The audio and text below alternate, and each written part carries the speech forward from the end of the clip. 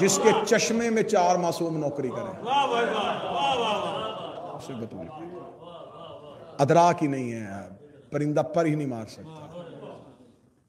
خاتون کا نام سیدہ نہیں، اللہ کے راز کو بطول کہتے ہیں، حجتوں پہ حجت کو سیدہ کہتے ہیں۔ یہ تو میں نے کہا کہ کسی صلب میں یہ نور نہیں رہا جو نبیوں کے صلبوں میں نہیں رہی، وہ ایک ہی جگہ پہ خود آتی ہے جسے مجلس حسین کہتے ہیں۔ یہ تمہارے پاس صرف عشق حسین ہے جو فاطمہ کو بلا لیتا ہے۔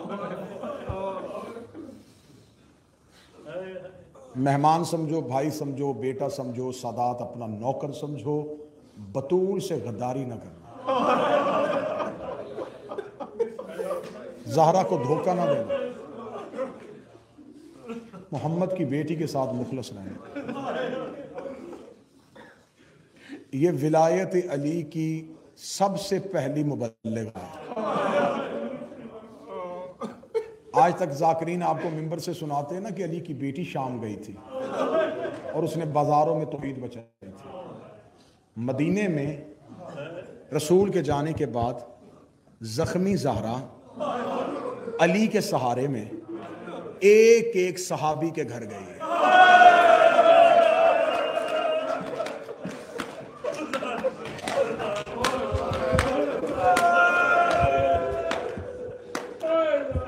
پوری ذمہ داری کے ساتھ میں لفظ کہہ رہا ہوں۔ کتابیں کہتی ہیں جب چلتی تھی مدینے میں علی کا سہارا ہوتا تھا، پیچھے 2 بیٹے چل رہے ہوتے تھے، ایک ایک صحابی کے دروازے پہ دستک دے دی، فلاں ابن فلاں میں محمد کی بیٹی تیرے گھر آئی۔ اگلی سطر پہ کسی شیعہ کا دل نہ پھٹے تو مجھے سطر کی اجازت دے دینا، مدینے کے لوگ دروازے نہیں کھولتے تھے۔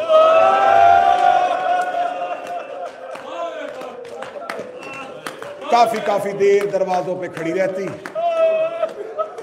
جب تھک جاتی رو کے کہتی یا علی یہ وہی مدینہ ہے جہاں میرے دروازے پہ میرا بابا کھڑا ہوا کرتا، یا علی میرے دروازے پہ میرے بابا اتنی دیر کھڑا رہ کے مدینے والوں کو بتاتا تھا۔ اب اس لیے میں نے فضائل میں اس جملے کی شرح نہیں کی تھی کہ میں مصائب کے لیے بچا کے رکھوں۔ جب میں بی بی کی دہلیز کے فضائل پڑھ رہا تھا تو میں نے جملہ پڑھا تھا کہ مصطفیٰ آ کے دہلیز پہ رکتے تھے، مصطفیٰ آ کے دہلیز پہ کھڑے ہوتے تھے۔ یہ دہلیز پہ کھڑے ہونے کا مطلب کیا ہے کہ رسول دستک دیتے تھے، اندر سے دروازہ نہیں کھلتا تھا، نہیں، رسول دروازے پہ آ کے کھڑے رہتے۔ مدینے کی گلیوں سے صحابی گزرتے دیکھتے محمد کھڑا ہے، یہ اپنا کام کر کے واپس پلٹتے، محمد پھر وہی کھڑا ہے، یہ اپنے گھروں میں جا کے سو کے اٹھ کے واپس آ جاتے، محمد پھر بھی کھڑا ہے۔ صحابہ دیکھتے یا رسول اللہ کیا ہوا ہے، تیری بیٹی کا گھر ہے، دروازہ بند کی نہیں ہے، تو یا رسول اللہ اندر کیوں نہیں جاتا؟ رسول کہتے نہیں، مجھے بیٹی کے گھر کے دروازے پہ رکنا ہے۔ ساری رات دروازہ زہرا پہ کھڑے رہتے، سارا دن دروازہ زہرا پہ کھڑے رہتے۔ وہ محمد جو مصلی پہ کھڑا ہوتا تھا اور خدا کہتا یا ایھا المزمل قم اللیل الا قلیلا، راتوں کو اٹھا کر مگر تھوڑا تیرے پاؤں سوزتے ہیں، میں اللہ برداشت نہیں کرتا۔ جس کے پاؤں کی سوزش اللہ مصلی پہ برداشت نہیں کرتا تھا، وہ زہرا کے دروازے پہ کئی گھنٹے کھڑا رہتا تھا۔ ایک دن ایک صحابی نے قدموں پہ گر کے کہا تھا یا رسول اللہ اتنی دیر زہرا کے دروازے پہ کیوں کھڑے ہوتے ہو؟ کہا اس لیے تاکہ مدینے کے لوگ مجھے کھڑا ہوتا دیکھ لیں اور انہیں پتا چل جائے کہ میں محمد اس کے دروازے پہ اتنی دیر کھڑا رہا ہوں، اسے اپنے دروازے پہ زیادہ کھڑا نہ کر رہا۔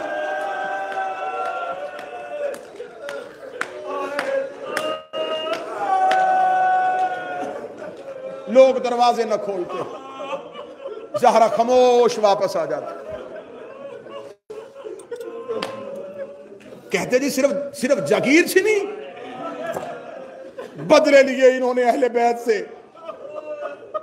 اتنا غریب کر دیا رسول کے بعد علی کو، مدینے کے لوگ علی کو سلام کا جواب نہ دیتے، بس زندگی مانگی ہے سیدہ کی نوکری کرنے کے لیے، شہزادی کی دہلیز سے وفا کرنے کے لیے، سانسیں بچھا کے اولاد وطن گھر چھوڑ کے نگر صرف اس لیے پھر رہا ہوں جب تک زندہ ہوں اپنی قوم کے بچوں پہ سیدہ کا حق اس سے لکھ دوں۔ انہیں بڑھاپے تک کسی سے محمد کی بیٹی کا پوچھنا نہ پڑے. اتنا حق پڑھوں یہ اپنی نسلوں کو بتا دے کہ محمد کی بیٹی کتنی سچی تھی. اب میں صدا سے معافی مانگ کے مصعب کا آغاز کرنے لگا ہوں. روتی ہوئی بنی ہاشم کی مستورات کے ساتھ دربار میں آ کے کھڑی ہو گئی. 4.5 گھنٹے چپ کر کے کھڑی رہی ہے. 350 بندہ کرسیوں پہ بیٹھا رہا ہے. کسی نے جب کرسی کو نہ چھوڑا 4.5 گھنٹے کے بعد سلمان کو کہتی چچا سلمان ان سے کہہ دے میں اتنی دیر کھڑے رہنے کی عادی نہیں ہوں. میں اس دربار کے ستون پہ آتی تھی, میرا بابا وہاں سے منبر چھوڑ دیا کرتا تھا. سلمان ان سے کہہ دے میں اتنی دیر کھڑے رہنے کی عادی نہیں ہوں. بوڑھا صحابی نبی کا کون کہتا ہے ہم شیعہ صحابہ کا احترام نہیں کرتے؟ اور میری نسل قربان سلمان کی جوتی پہ. بوڑھا صحابی سلمان چلتا چلتا تخت کے قریب آیا, آ کے کہنے لگا جس کے منبر پہ بیٹھا ہوا ہے اس کی بیٹی اس ستون کے پیچھے کھڑی ہے. یہ دیکھ کے کہنے لگا فاطمہ سے پوچھ کیا لینے کے لیے آئی ہے؟ بی بی نے پردے کے نیچے سے کہا میں اپنے باپے کا حق لینے کے لیے آئی ہوں. دربار سے کہا گیا فاطمہ تیرے پاس کوئی ثبوت ہے تو دے. بی بی نے کانپتے ہوئے ہاتھوں سے برقے کے نیچے سے اپنے باپ کی نکی ہوئی تحریر سلمان کے ہاتھوں پہ دی. سلمان تحریر کو لے کے حاکم کے سامنے آ گیا. اب اگر کوئی سید بیٹھا مجھے جملہ معاف کر دینا, تمہیں بی بی کی غربت کی قسم میں غلط پڑھوں قیامت والے دن زہرا مجھے نہ بخشے. اگر تو نہ رو سکے تو تیری اپنی قسمت. سلمان نے کانپتے ہوئے ہاتھوں سے حاکم کے ہاتھ میں تحریر دی. اس نے تخت کے آخری زینے پہ کھڑے ہو کے کہا محمد کی بیٹی کیا تو مجھے دیکھ رہی ہے؟ پردے کے پیچھے زہرا نے کہا ہاں دیکھ رہی ہو. وعس کہا شکن شکا. اس نے تحریر کو پھاڑ کے زمین پہ پھینکا. زہرا روتی روتی زمین پہ گر گئی. رو کے کہتی حق بے شک نہ دے, میرے بابے کی تحریر نہ.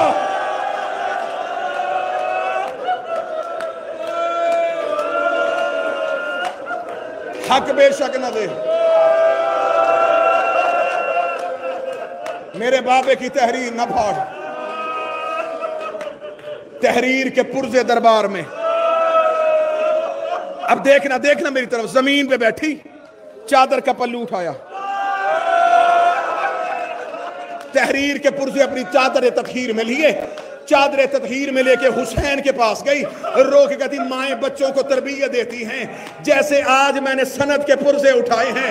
کربلا میں قاسم کی لاش کے ٹکڑے, کبھی اکبر کی لاش, کبھی غازی کی لاش.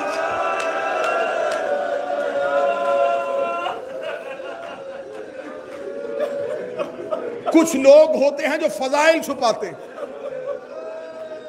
کیا کریں, ہم اس دور میں رہ رہے ہیں جہاں زہرا کے مصائب بھی چھپائے جاتے ہیں. میں اپنے وقت کے امام سے معافی مانگ کے کہتا ہوں میرا مالک مجھے معاف کر دینا.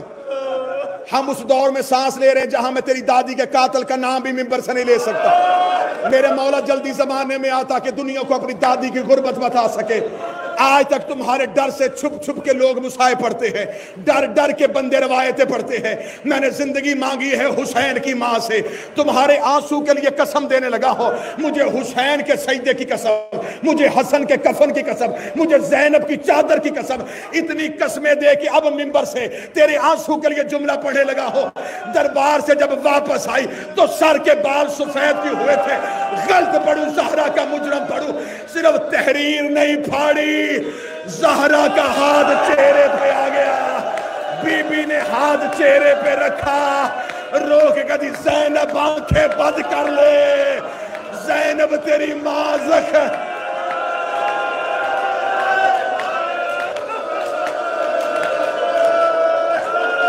حوصلہ حوصلہ حوصلہ. تم نے صرف شام کے بازار میں سکینہ کا تماشا سنا ہے.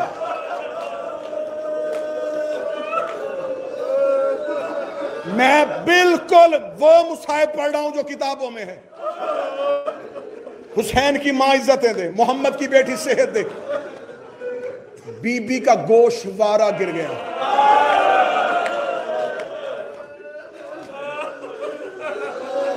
زخمی شہزادی کتنے دن زندہ رہی تھی؟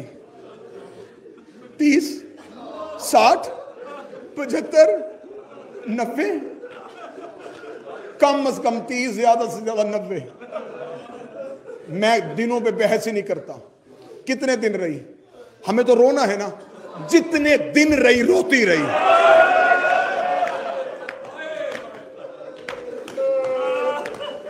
جس ماں کی اولاد چھوٹی ہو نا جی، چھوٹی اولاد ہو، اللہ نہ کرے ماں بیمار ہو جائے نا، وہ چاہتی ہے میں جلدی شفا ملے.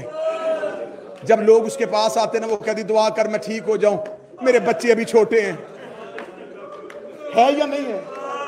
بچے چھوٹے ہوں نا، بیٹیاں بھی چھوٹی ہوں، بیٹے بھی چھوٹے ہوں، ماں منتیں مانتی ہے میں ٹھیک ہو جاؤں، مجھے موت سے ڈر نہیں لگتا، لیکن میری اولاد ابھی چھوٹی ہے، میرے بچے چھوٹے ہیں.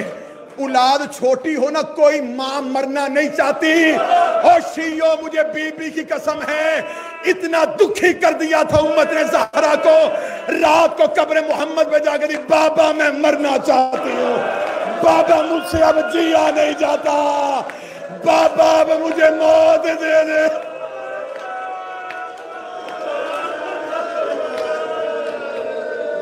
بابا میں مرنا چاہتی ہوں. کیسے کریں ہم ان کی عزت جنہوں نے دربار سے زخمی کر کے بھیجا محمد کی بیٹی. ڈر ڈر کے بندے مصائب پڑھتے ہیں. بس تمہیں آج تک کتنا سنایا گا، دروازہ جل گیا. لے آؤ قرآن میرے سر پہ رکھو. علی کے گھر کے چاروں طرف لکڑیاں رکھی گئی تھی.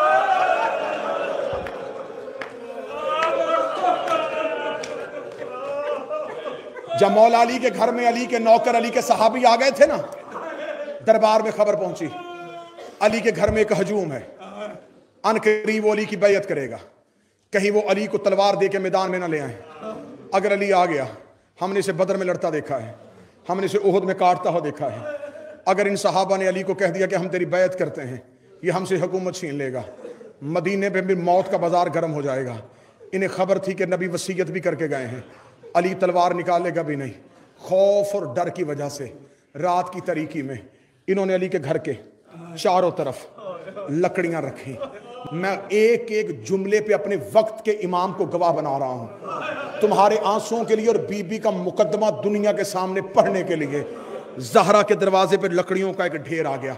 عبد الرحمن ابن عوف لکڑیاں لگا رہا تھا، خالد بن ولید ہاتھ میں مشل جلا کے کھڑا تھا. میں نے نام لیے ہیں ممبر پہ، مجھے زہرا کی غربت کی قسم ہے. یوں لکڑیوں کا ڈھیر لگ گیا، یوں لکڑیاں دیکھی. فضا نے دیوار کے باہر سے دیکھا کہ لوگوں کا ایک ہجوم ہے. علی حجرے کے اندر تھے، زہرا حجرے کے اندر تھی. فضا دروازے پہ آ کے کھڑی ہوئی. فضا نے جو باہر ہجوم تھا، فضا نے دروازے کو اندر سے دستک دے کہا انا جاریۃ زہرا، میں فاطمہ کی کنیز ہوں. یہ کیا کر رہے ہو دروازے پہ؟ تمہیں نہیں خبر یہ محمد کی بیٹی کا گھر ہے؟ تمہیں نہیں خبر یہ وحی کے مالکوں کا گھر ہے؟ تمہیں نہیں خبر یہ قرآن کے وارثوں کا گھر ہے؟ باہر سے آواز آئی علی کو باہر بھیج ورنہ ابھی تھوڑی دیر بعد گھر کو آگ لگ جائے گی. فضا کی آوازیں مصروف فی جمع القرآن، علی قرآن جمع کرنے میں مصروف ہیں. علی نے قسم کھائی ہوئی ہے جب تک قرآن کو جوڑیں گے نہیں، علی اپنے کاندھے پہ ابا نہیں رکھیں گے. انہوں نے کہا علی کو کہ باہر آ، اور جو علی کے ساتھ صحابی ہیں انہیں بھی باہر بھیج ورنہ ہم گھر کو آگ لگا دیں گے. آگ لگنے کی آواز اونچی ہوئی. بی بی فاطمہ نے تسبیح مصلی پہ رکھی، بی بی دیواروں کے سہارے لے کے بی بی چلتی چلتی دروازے پہ آئی. بی بی نے دروازے پہ آ کے ہاتھ رکھ کے کہا پہلے میری کنیز، میں ایک ایک لفظ پڑھ رہا ہوں جو تاریخ میں ہے. بی بی نے کہا پہلے میری کنیز فضا بول رہی تھی سنو انا فاطمہ بنت محمد، اب میں خود فاطمہ بول رہی ہوں. میرے دروازے پہ اونچا نہ بولو میری زینب ڈر گئی ہے، میرے دروازے پہ اونچا نہ بولو میری بیٹیاں ڈر گئی ہیں. میرے دروازے پہ میں اتنا شور سننے کی عادی نہیں ہوں. اس دروازے پہ محمد بھی آہستہ قرآن پڑھتا تھا، اس دروازے پہ جبریل بھی درود پڑھ کے رکتا تھا. میرے دروازے پہ زیادہ شور نہ کرنا. انہوں نے کہا تو علی کو باہر بھیج. بی بی کی آواز آئی میں تھوڑی دیر بعد علی کو کہتی ہوں علی دربار میں آئے گا، تم سے بیٹھ کے حکومت کے مسئلوں میں بات بھی کر لے گا، لیکن میرے دروازے پہ شور نہ کرو. باہر سے ایک ہی آواز آئی ہم ابھی علی کو لے کے جائیں گے. بی بی زہرا کی آواز آئی پھر علی بھی تنہا نہیں ہے، میں حجت خدا کی محافظہ بن کے کھڑی ہوں. میری زندگی میں اس گھر سے علی کو کوئی نہیں نکال سکتا. غلط پڑھوں بی بی کا مجرد بنوں. ایک ملعون نے دروازے کو ٹانگ ماری، چلتا ہوا دروازہ زہرا کے اوپر آیا. بی بی نے دیوار پہ ہاتھ رکھے، آواز آئی زینب بابے سے کہے میرا موسم شہید.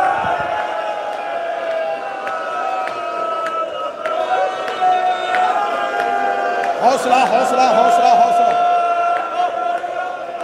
شہادت نہیں، صرف دروازہ پڑھنے لگا، صرف دروازہ. 2 یا 3 منٹ اور سننا. اب میں رکا کیوں تھا؟ سانس لینے کے لیے نہیں. اس سے اگلی روایت پڑھوں نا، یا میرا جگر پھٹ جائے یا یہاں پہ کوئی مومن مر جائے. اب میں یہ معافی مانگ کے کیسے گزرے میں نہیں پڑھ سکتا.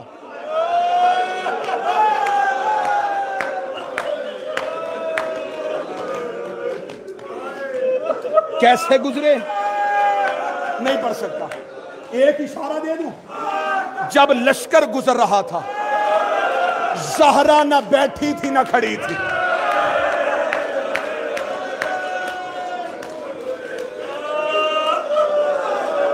ہجوم علی کے گھر کے اندر آیا. کون سا گھر؟ جہاں کبھی ملک بھی نہیں گزرا. اس گھر کے اندر ہجوم پھر رہا تھا. کوئی اس حجرے میں، کوئی اس حجرے میں، کوئی علی کے گھر کی چھت پہ چلے گئے.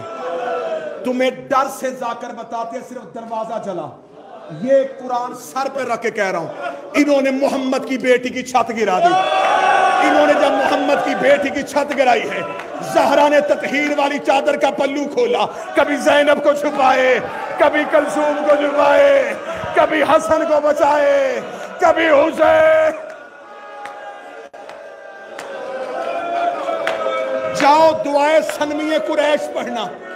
علی کہتے لعنت ہو ان پہ جنہوں نے خانہ نبوت کی چھت کو پھاڑ ڈالا، جنہوں نے خانہ نبوت کی دیواروں کو گرا دیا. انہوں نے صرف دروازہ نہیں جلایا، انہوں نے محمد کی بیٹی کی چھت گرانی شروع کی. اب بی بی کی حالت کیا تھی؟ آخری ایک جملہ پڑھنے لگا ہوں، یہاں برداشت کرنا. آخری جملہ. یہاں تک صرف پہلو زخمی تھا. پہلو، چہرہ. اس لمحے تک بی بی کا صرف پہلو زخمی تھا. بی بی نے جب دیکھا نا صحن میں زہرا پھر رہی، کبھی بچوں کو بچائے، چھت گر رہی تھی. یا بی بی پہ قیامت گزر گئی جب بی بی نے دیکھا ہجوم جب علی کے حجرے سے باہر آیا. بی بی نے دیکھا کہ علی کے گلے میں